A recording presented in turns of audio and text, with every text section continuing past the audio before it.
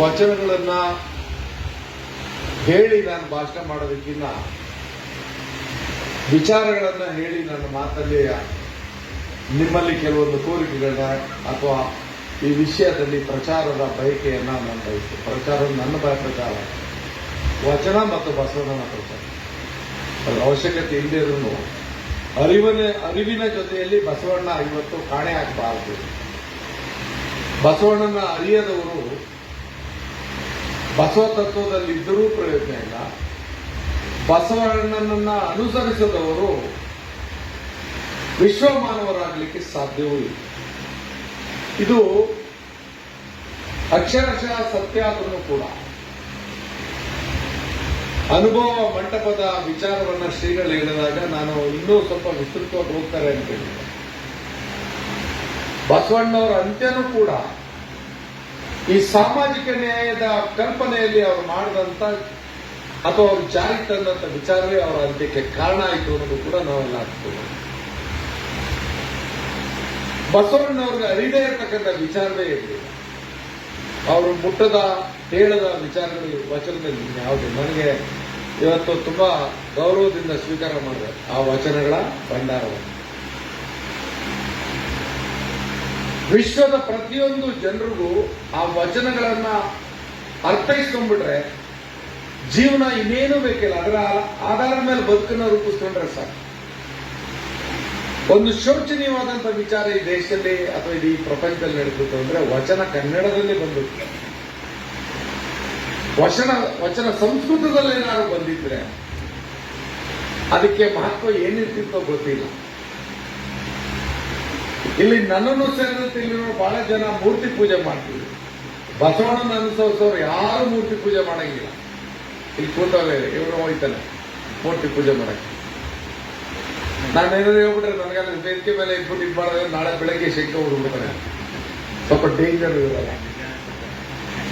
ಯಾಕೆ ಈ ಮಾತನ್ನು ಹೇಳ್ತೀನಿ ಅಂದ್ರೆ ಸಾಕಷ್ಟು ಜೀವನ ಶೈಲಿಗೆ ಬದುಕಿಗೆ ಅವಶ್ಯವಾದಂತ ವಿಚಾರವನ್ನಲ್ಲದೆ ಬೇರೆ ಏನನ್ನೂ ಹೇಳಲಿಲ್ಲ ಬಸವಣ್ಣ. ಭಗವಂತನೂ ಮಾಡಲಿಲ್ಲ. ಅರಿವಿನ ಜೊತೆಯಲ್ಲಿ ಆಚಾರ ವಿಚಾರ ಹೇಗಿರಬೇಕು ಅನ್ನೋದನ್ನ ತಿಳಿಸಿದ್ದು ಬಸವಣ್ಣ. ಅರಿವು ಎಲ್ಲಿ ಹೇಳಿದ್ರಲ್ಲ, ಚಿಕ್ಕ ಮಗು ಆಗಿರ್ಬೇಕಾದ್ರೆ ಕುಳಿ ತೋಡಿದ್ದು ಅಂತ ಅಪ್ಪನಿಗೆ ಪಾಠ ಹೇಳಂತ ಹುಟ್ಟತಾನೆ ಜ್ಞಾನದ ಸಂಕೇತ.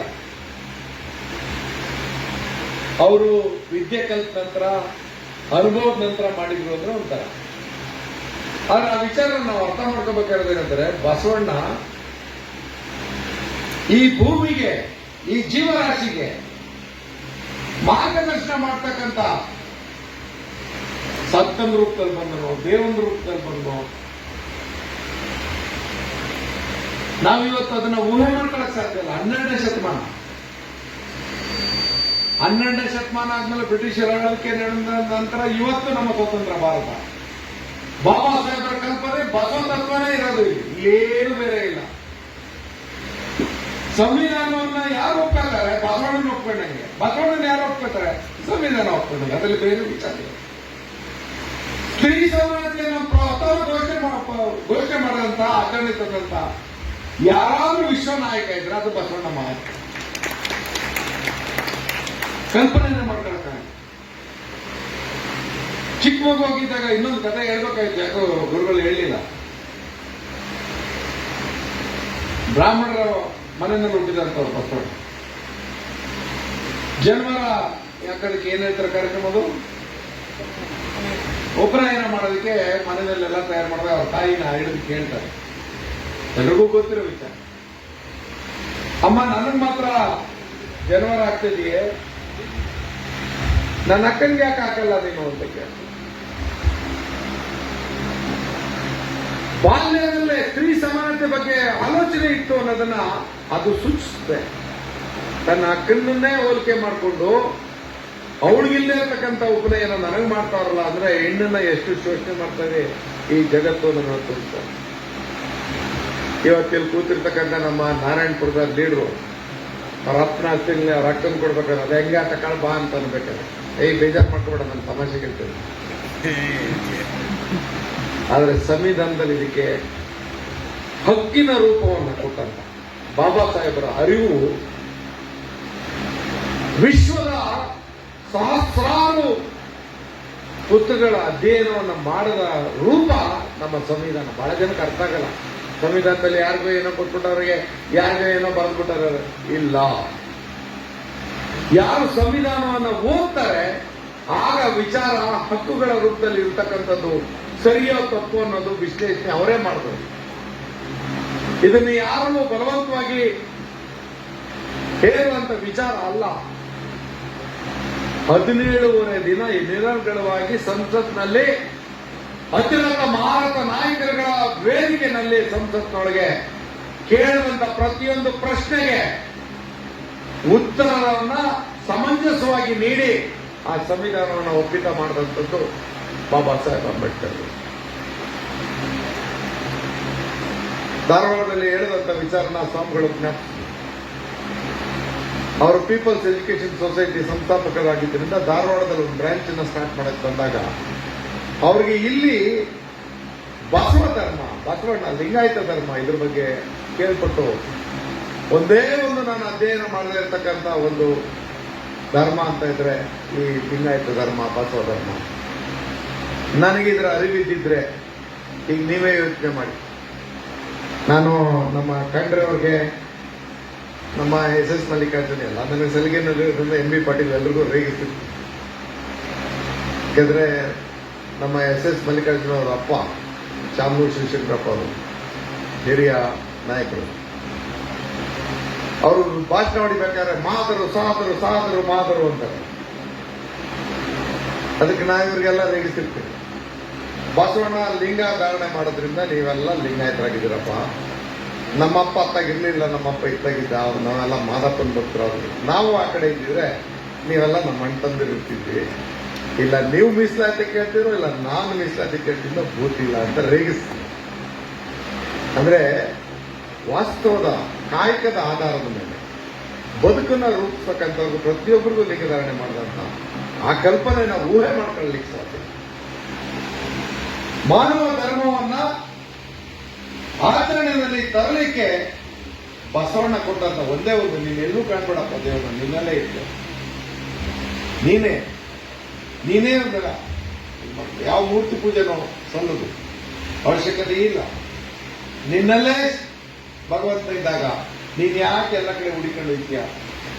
ಈಗ ನಾವೆಲ್ಲ ಎಷ್ಟು ದೇವಸ್ಥಾನಕ್ಕೆ ಹೋದವು, ನನ್ನ ಸೇರಿದಂತೆ ನಯನದಕ್ಕೆ ಮುಚ್ಚೆ ತಿರುಪತಿಗೂ ಹೋಗ್ತೀನಿ, ಧರ್ಮಸ್ಥಳಕ್ಕೂ ಹೋಗ್ತೀನಿ, ಮಾದಪ್ಪನ ಬೆಟ್ಟಕ್ಕೆ ಹೋಗ್ತೀನಿ, ನಂಜನಗೂಡಿಗೂ ಹೋಗ್ತೀನಿ, ಎಲ್ಲ ಕಡೆ ಹೋಗ್ತೀನಿ.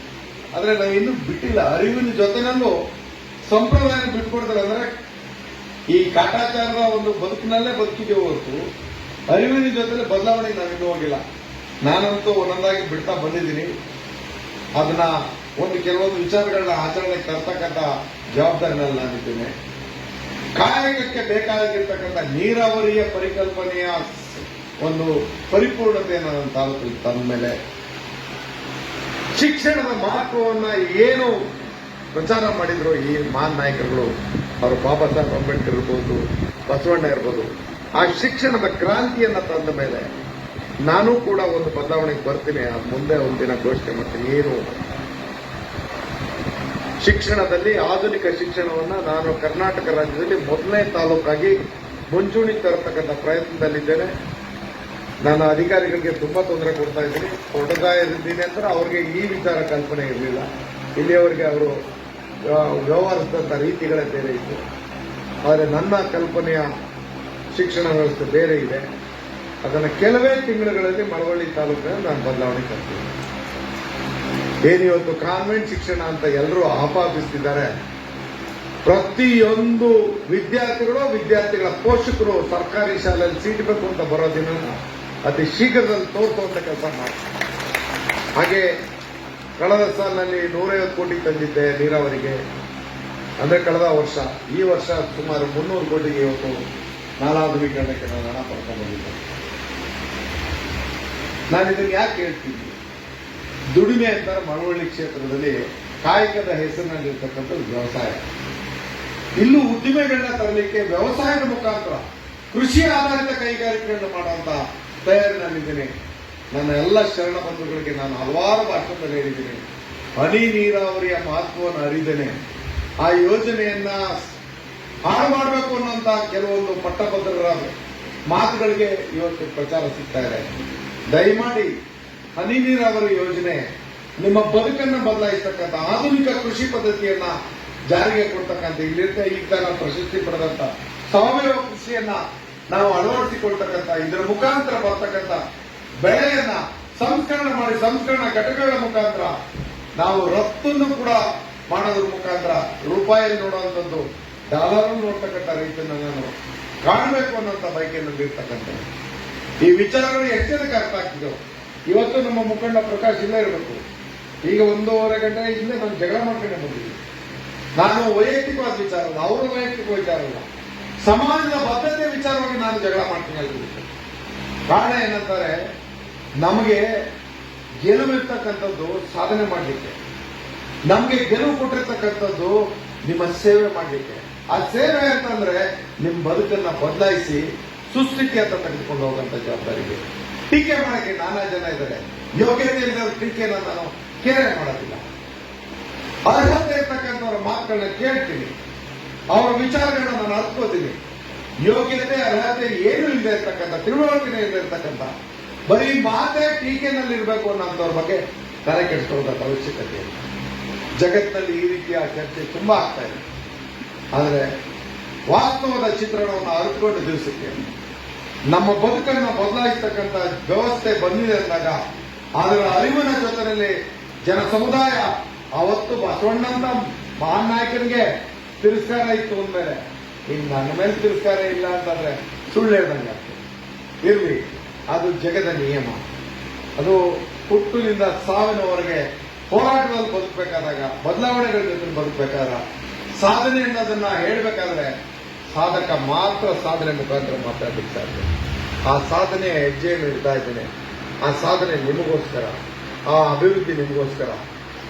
ಕಲ್ಯಾಣದ ಬಸವಣ್ಣನ ವಚನಗಳಲ್ಲಿ ಇದ್ದಂತ ಸಾರಾಂಶಗಳಲ್ಲಿ ನನ್ನ ಕ್ಷೇತ್ರವನ್ನ, ನನ್ನ ಜನರನ್ನ, ನನಗೆ ಆಶೀರ್ವದಿಸಿದಂತ ಬಂಧುಗಳನ್ನ ಸರಿದಾರಿಯಲ್ಲಿ ತೆಗೆದುಕೊಂಡು ಹೋಗಿ ಅವರ ಭವಿಷ್ಯತ್ತನ್ನ ನಾನು ಬಸವಣ್ಣನಿಗೆ, ಬಾಬಾ ಸಾಹೇಬರಿಗೆ ಕೊಡುಗೆ ನೀಡತಕ್ಕಂಥ, ಬುದ್ಧನ ತತ್ವದಲ್ಲಿ ನಡೀತಕ್ಕಂಥ ವಿಚಾರದಲ್ಲಿ ನಂಬಿಕೆಯುಳ್ಳವನಾಗಿ ಇವತ್ತಿನ ಕಾರ್ಯಕ್ರಮ ಅರ್ಥಪೂರ್ಣವಾಗಿ ಇವತ್ತು ನನಗೆ ಹೋದ ವರ್ಷಕ್ಕಿಂತ ಈ ವರ್ಷ ತೃಪ್ತಿ ತಂದು, ಹೋದ ವರ್ಷ ಸಮಾಜದ ಬಂಧುಗಳು ಇಷ್ಟು ಜನ ಸ್ಪಂದಿಸಿದ್ರು. ಈ ವರ್ಷ ನಿಮ್ಮೆಲ್ಲರಿಗೂ ನನ್ನ ಕೋಟಿ ಕೋಟಿ ನಮನಗಳು. ನೀವು ಬಂದ್ರಿ ಅಂತಲ್ಲ, ಇವು ಪ್ರಚಾರ ಆಗ್ಬೇಕು. ಬಸವಣ್ಣ ಮತ್ತು ಬಸವ ತತ್ವ ಪ್ರಚಾರ ಆಗ್ಬೇಕು. ನಿಮ್ಮ ಮನೆಯಲ್ಲೇ ಇಟ್ಕೊಬೇಡಿ ಬಸವಣ್ಣ, ನಿಮ್ಮ ಬೀದಿ ಒಳಗೆ ಇಟ್ಕೊಬೇಡಿ ಬಸವಣ್ಣ. ಬಸವಣ್ಣ ಎಲ್ರಿಗೂ ಬೇಕು. ಯಾಕೆ ಬೇಕು? ಬಸವಣ್ಣನ ಅರ್ಥಕೊಂಡ್ರೆ ಅವರೇ ಬಂದ್ಬಿಡ್ತಾರೆ. ಇನ್ಯಾರು ಹೇಳ್ಬೇಕಲ್ಲ. ಬಾಬಾ ಸಾಹೇಬ್ರನ್ನ, ಬಸವಣ್ಣನ ಎಲ್ಲರೂ ಸ್ವಲ್ಪ ಕುಡಕಳಕ್ ನೋಡ್ತಾರೆ, ಬಿಡ್ಬೇಕು ಅವ್ರನ್ನ.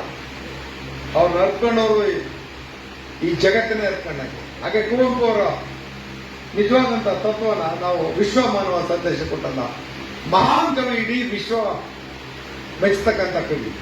ನಾವು ಇವನ್ನ ಮರೆತ್ಬಿಟ್ಟು ಬೇರೆ ರೀತಿಯಲ್ಲಿ ಬುದ್ಧಿ ಹೇಳೋದಲ್ಲ, ಎಲ್ಲದಕ್ಕೂ ರಾಜಕಾರಣ ಮಾಡೋ ಟೈಮಲ್ಲಿ ನಾನು ರಾಜಕಾರಣ ಮಾಡೋಣ, ಅದು 5 ವರ್ಷಕ್ಕೊಂದ್ಸಲಿ. ದಿನನಿತ್ಯ ರಾಜಕಾರಣ ಮಾಡೋದ್ರಿಂದ ಪ್ರಯೋಜನ ಇಲ್ಲ. ಸೇವೆನಲ್ಲಿ ನಾವಿರಬೇಕು, ಜನರ ಜೊತೆಲಿರಬೇಕು, ನೊಂದವ್ರ ಬದುಕಿನಲ್ಲಿ ನಾವು ನೆರವಾಗಬೇಕು. ಆಗ ಮಾತ್ರ ನಮ್ಮ ಬದುಕು ಸಾರ್ಥಕ ಆಗ್ಲಿಕ್ಕೆ ಸಾಧ್ಯ. ನನ್ನ ಜೀವನಕ್ಕೋಸ್ಕರ, ನನ್ನ ಹೊಟ್ಟೆ ಪಡೆಗೋಸ್ಕರ, ನನ್ನ ಹೆಂಡತಿ ಮಕ್ಕಳಿಗೋಸ್ಕರ ಅದಲ್ಲ ಬದುಕು.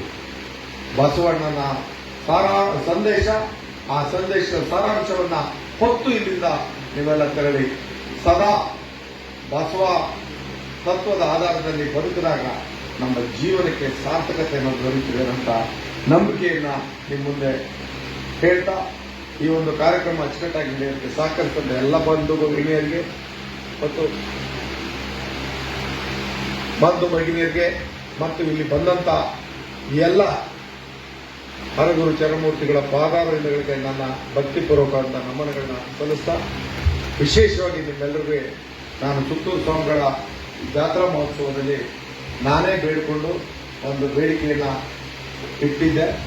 ಸ್ವಾಮಿಗಳು ಅದನ್ನು ಒಪ್ಪಿದ್ದಾರೆ. ಯಾಕೆಂದ್ರೆ ನಮಗೆ ಬಹಳ ವರ್ಷಗಳಿಂದ ಇದು ಬಂದ್ಬಿಟ್ಟು ಏನೋ ಕೊರೋನಾ ಬಂದಿದ್ದಾಗಿ ಅದು ಮುಂದೂಡ್ತಾನೆ ಬಂದು ಅದಕ್ಕೆ ಬುದ್ಧಿಯವರು ಈ ಸರಿ ಆ ಮಠದಲ್ಲೇ ಮಾಡ್ಬೋದು.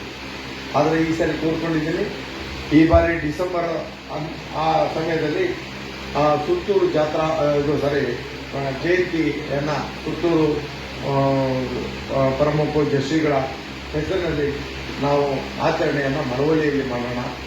ಎಲ್ಲರೂ ಸಜ್ಜಾಗಿ ನಾನು ನಿಮ್ಮ ಕೊನೆಯ ಒಬ್ಬ ಶರಣನಾಗಿ ಆ ಸೇವೆಯನ್ನು ಇರ್ತೇನೆ. ಎಲ್ಲ ವಿಚಾರವನ್ನು ಅಚ್ಚುಕಟ್ಟಾಗಿ ಮಾಡಿ ಮಳವಳ್ಳಿ ಅದ್ಭುತವಾಗಿ ಈ ಕಾರ್ಯಕ್ರಮವನ್ನು ನಡೆಸ್ಕೊಡ್ತು ಅನ್ನೋಂಥ ಒಂದು ಖ್ಯಾತಿಗೆ ನಾವು ಭಾಜನರಾಗೋಣ. ಎಲ್ಲರೂ ನಾನು ಇಲ್ಲಿಂದ ಈ ವೇದಿಕೆಯಿಂದ ಮನವಿ ಮಾಡ್ತೇನೆ, ಮಳವಳ್ಳಿಯ ಶರಣೆಯರು ಅಷ್ಟೇ, ರಾಜಕೀಯ ಹೊರತುಪಡಿಸಿ ಮಾತಾಡ್ತಾರೆ. ಇದರ ಈ ಕಾರ್ಯಕ್ರಮದಲ್ಲಿ ರಾಜಕಾರಣ ಇಲ್ಲ, ನಾನು ಒಬ್ಬ ಸೇವಕ ಅಷ್ಟೇ. ಆ ರೀತಿಯಲ್ಲಿ ಈ ಕಾರ್ಯಕ್ರಮ ಆಯೋಜಿಸೋದಕ್ಕೆ ನಾವೆಲ್ಲರೂ ತಯಾರಿ ಮಾಡ್ತಾ ಇದ್ದೀವಿ. ನಿಮ್ಮ ಸಹಕಾರ ಮತ್ತು ಭಾಗವಹಿಸುವಿಕೆ ಪ್ರತಿಯೊಂದು ವಿಚಾರದಲ್ಲಿ ದಾಸೋಹ ಮೊದಲುಗೊಂಡು ಅಚ್ಚುಕಟ್ಟಾಗಿ, ಯಾಕೆಂದ್ರೆ ನನ್ನ ಆರಾಧ್ಯ ದೈವ ನಮ್ಮ ಸಿದ್ಧಗಂಗೆಯ ಪರಮ ಪೂಜ್ಯ ಶ್ರೀಗಳು ನಮಗೆ ಇವತ್ತು ಅವರ ದರ್ಶನ ಬಗ್ಗೆ ಇಲ್ಲ, ಅವರು ಅಲ್ಲಿಂದಲೇ ನಮಗೆ ಆಶೀರ್ವಾದ ಮಾಡ್ತಾರೆ. ಸದಾಕಾಲ ಸ್ಮರಿಸ್ತಿದ್ದಾರೆ. ಅವರು ದಾಸೋಹದ ಬಗ್ಗೆ ನಮ್ಗೆ ಏನು ಅರಿವನ್ನು ಉಂಟು ಮಾಡಿದ್ರೋ ನನ್ನ ಪ್ರತಿ ಕಾರ್ಯಕ್ರಮದಲ್ಲಿ ಅದನ್ನ ಜಾರಿ ಕೊಟ್ಕೊಂಡೇ ಬಂದಿದ್ದಾರೆ. ಈಗ ಸುತ್ತೂರು ಸಂಸ್ಥಾನದ ಮಹೋತ್ಸವವನ್ನು ನಾವು ಏನು ಮಳವಳ್ಳಿಯಲ್ಲಿ ಆಚರಣೆ ಮಾಡ್ತೀವಿ, ನಾವೆಲ್ಲರೂ ಸ್ವಯಂ ಪ್ರೇರಿತರಾಗಿ ಅದರಲ್ಲಿ ಭಾಗಿಯಾಗಿ ಅದರ ಮಹತ್ವವನ್ನು ತಿಳಿಯೋಣ ಅಂತ ಬೇಡಿಕೆಯನ್ನು ತಮ್ಮ ಮುಂದೆ ಇಟ್ಟ. ಎಲ್ರಿಗೂ ಗೊತ್ತಿದೆ ಸುತ್ತೂರು ಸಂಸ್ಥಾನವನ್ನು ನಾವು ಯಾಕೆ ಹೆಚ್ಚು ಗೌರವಿಸಬೇಕು ಅಂತಾರೆ, ಮಲೆ ಮಹದೇಶ್ವರನ ಗೌರವಿಸಬೇಕಾದ್ರೆ ಸುತ್ತೂರನ್ನ ಗೌರವಿಸಬೇಕಾಗ್ತದೆ. ಯಾಕಂದ್ರೆ ಮಲೆ ಮಹದೇಶ್ವರ ಶಿಕ್ಷಣ ಪಡೆದಂತ ಕೇಂದ್ರವೇ ಸುತ್ತೂರು ಸಂಸ್ಥಾನ. ಆದ್ದರಿಂದ ನಾವೆಲ್ಲರೂ ಆ ಸೇವೆಯಲ್ಲಿ ಪಾಲ್ಗೊಳ್ಳೋಣ ಅನ್ನುವಂಥ ವಿಚಾರವನ್ನು ತಿಳಿಸಿ ತಮಗೆಲ್ಲರೂ ಹೊಂದಿಸಿ ನಮ್ಮ ಮಾತಿಗೆ ವಿರಾಮವನ್ನು ಹೇಳ್ತೀವಿ. ಜೈ ಬಸವಣ್ಣ.